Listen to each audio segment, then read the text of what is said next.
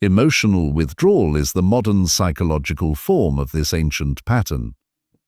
The ego, however, resists this identification, for it threatens its former sense of usefulness. Many experience a crisis of identity.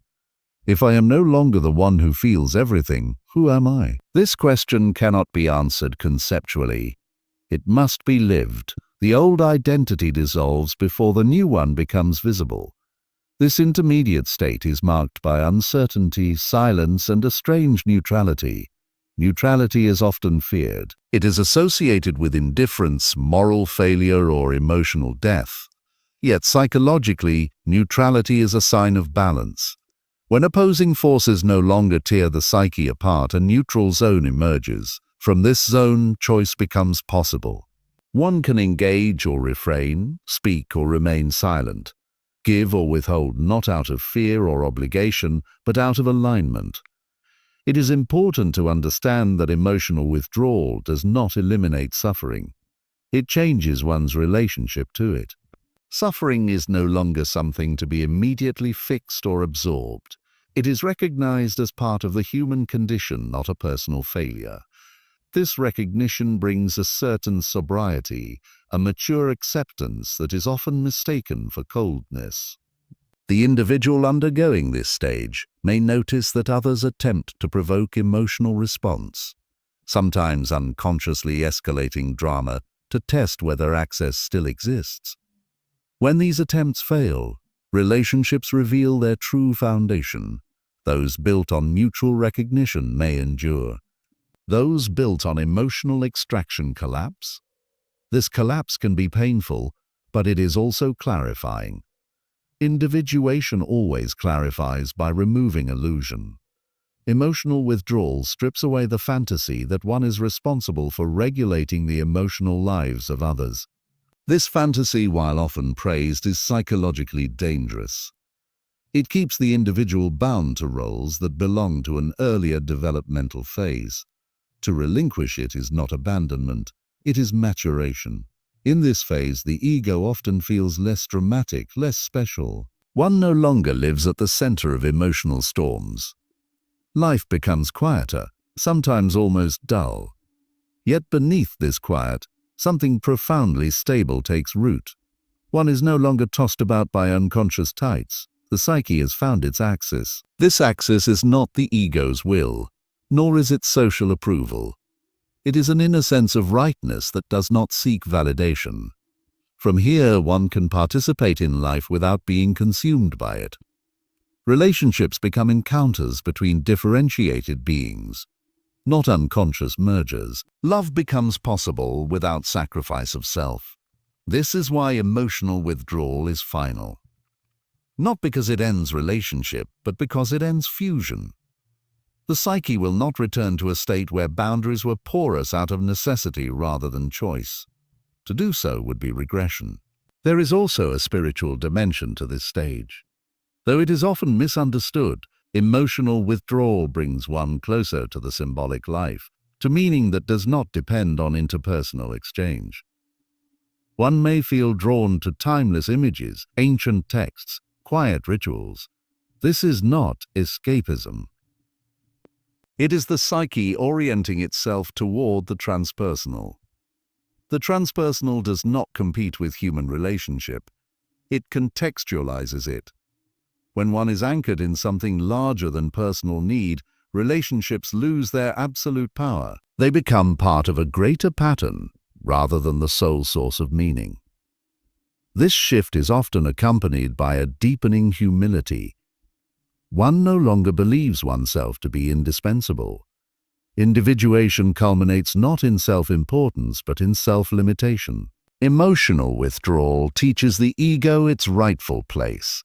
It is no longer the center of the psychic universe.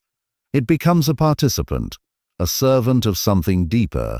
Those who reach this stage rarely speak about it openly, not because it is secret, but because language fails to convey its quality. It cannot be taught. It cannot be imposed.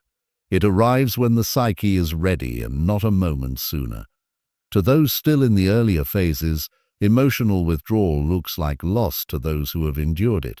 It reveals itself as liberation from unconscious bondage. And once that liberation has been tasted, the psyche does not forget. As the process matures, one becomes aware that emotional withdrawal has quietly reorganized the entire inner hierarchy. What once commanded immediate response now registers merely as signal. What once felt urgent now feels optional. This does not arise from discipline or resolve, but from a shift in allegiance. The psyche no longer answers first to the outer call. It answers inwardly, and this inward answer, though rarely articulated, governs behavior with a firmness the ego could never sustain on its own. At this stage, one notices that the old emotional hooks no longer catch. Praise does not inflate, blame does not wound. In the same way, expectations, once internalized, as duties pass through the psyche without lodging. This is not because one has become invulnerable, but because one has ceased to confuse external valuation with inner truth. The individuation process has loosened the bonds between ego and persona, allowing the personality to function without being identical to the roles it plays. The persona earlier in life was often animated by emotional availability. It gained its coherence through responsiveness. Now that animation has withdrawn, the persona remains, but it is thinner, lighter, less burdened with symbolic weight. The individual can enter social space without being swallowed by it. This is often experienced as a kind of invisibility which may initially feel unsettling. Yet invisibility, psychologically speaking, is freedom from projection.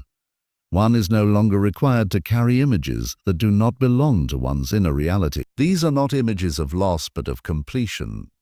One has lived there fully. The psyche no longer needs to return. There is a recognition that something has been finished without ceremony. This lack of drama is itself a sign of psychological maturity. It is here that the final temptation appears. The temptation to explain oneself. Many feel an urge to justify their withdrawal, to soften it, to translate it into socially acceptable language. Yet the more one attempts to explain, the more one undermines the very authority that individuation has established. The self does not negotiate its boundaries. It does not seek consensus. It does not ask to be understood by those who are not oriented toward the same inner axis. Silence, therefore, becomes a form of truth. Not the silence of repression, but the silence of completion. One speaks when speech aligns with inner necessity, not when it serves to manage others' discomfort. This silence often provokes anxiety in those who were accustomed to emotional exchange as reassurance, but that anxiety belongs to them. To take responsibility for it would be to betray the individuation process. At this stage, the psyche also withdraws from collective moral drama. One no longer feels compelled to take sides in every conflict, to rescue every victim, or to correct every wrong. This is not indifference to suffering. It is recognition of scale. The individual has learned, often painfully, that not all suffering is meant to be alleviated by personal intervention. Some suffering belongs to fate, to development, to the unfolding of life beyond the reach of the ego. This recognition brings with it a sober compassion, one that does not rush to intervene, but remains present without illusion. Such compassion is often misread as coldness, because it does not perform emotion. Yet it is precisely this non-performative quality that gives it depth. It does not seek relief from witnessing pain. It can endure it without collapsing. Identity becomes less verbal, more factual. One no longer narrates oneself inwardly with the same intensity. Silence replaces interpretation. This silence is not empty.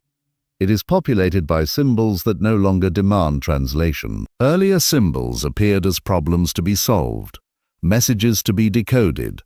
Now they are companions, a tree, a stone, a path, a flame. These images arise not to instruct but to affirm. The psyche no longer asks, "What does this mean?" It knows that meaning has already been integrated. At this stage, even the shadow changes its character. Earlier in life, the shadow appeared as conflict traits disowned, impulse is feared, emotions split off. Now the shadow has largely been metabolized. What remains is not darkness but a gravity, a seriousness that is not heavy but weight-bearing. The individual can tolerate contradiction without fragmentation. Ambivalence no longer threatens identity. Emotional withdrawal has made this possible by ending the need to maintain a coherent image at all costs. When one no longer needs to be perceived in a particular way, the psyche relaxes. It no longer spends energy policing itself. This relaxation is often mistaken for resignation. In truth, it is strength without tension. One also discovers that moral certainty softens earlier. Moral stance often served as a substitute for inner authority. One believed strongly because one needed to. Now belief becomes quieter, less declarative. One acts according to inner alignment rather than ideological position. This makes the individual difficult to categorize and therefore difficult to manipulate. The collective often senses this and responds with subtle exclusion. The individuated person no longer fits easily into shared emotional rhythms. He does not amplify outrage, nor does he participate fully in collective enthusiasm. He is present but not contagious. This can provoke discomfort. Yet the psyche at this stage has accepted a certain marginality, not as punishment, but as consequence. It is important to understand that this marginality is not isolation. The individuated person is not cut off from humanity. He is simply no longer merged with it. He can stand close without dissolving. This allows for a different kind of intimacy, one based on mutual recognition rather than need. Such intimacy is rare, but unmistakable when it occurs in this final phase. The ego has learned its place. It no longer seeks to be master nor martyr. It functions as instrument. It serves the self by carrying out what is inwardly required without embellishment. This service does not feel humiliating. It feels appropriate. The ego has been relieved of the burden of centrality. One may ask whether this stage represents wisdom. That word is dangerous, for it invites inflation. Yet there is a kind of knowing here that does not need to be displayed. It shows itself in restraint, in timing, in the ability to wait without anxiety. The psyche trusts itself because it has survived its own transformations. Emotional withdrawal, seen from this vantage point, was the necessary severing of unconscious threads so that conscious relation could become possible. One cannot truly relate while being possessed by the need to relate. Only when that need dissolves does relationship become free. This freedom does not announce itself as happiness. It announces itself as sufficiency. One no longer feels incomplete, not fulfilled, but complete enough to be at rest. Desire still exists, but it no longer demands. Longing still arises, but it no longer dictates. This is why the final stage of individuation is often invisible. There is nothing to show, nothing to prove. The individual lives quietly, sometimes even anonymously, carrying within a center that does not seek expression. And yet when such a person speaks or acts, there is a certain inevitability to it, not force but precision. The psyche has found its measure.